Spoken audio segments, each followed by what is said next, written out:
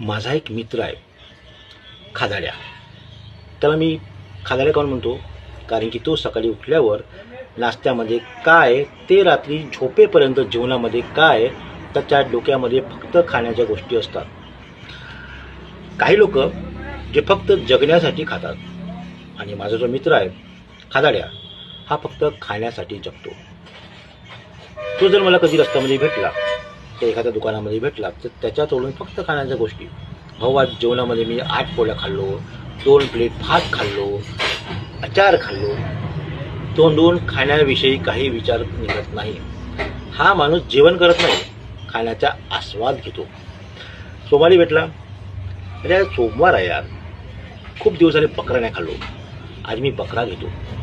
दुसऱ्या दिवशी जर भेटला, अरे गावठी कोंबडी खाण्याची खूप इच्छा होते, आज गावठी कोंबडीच घेतो. तिसऱ्या दिवशी भेटला, अरे भाऊ मच्छी घेतो आज. चौथ्या दिवशी भेटला, भाऊ मी अंडे घायला चाललो, आज ना अंडे खाण्याचा खूप विचार करते मला. 24 घंटे त्याच्या डोक्यामध्ये नुसतं खाण्याच्या गोष्टी सुरू असतात. त्याचं आयुष्य हे फक्त खाण्याभोवती गोल गोल गोल गोल फिरत आहे. त्याला खाण्याशिवाय काही सुचत नाही.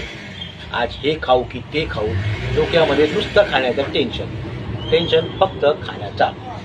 असा आहे माझा खादाड्या मित्र.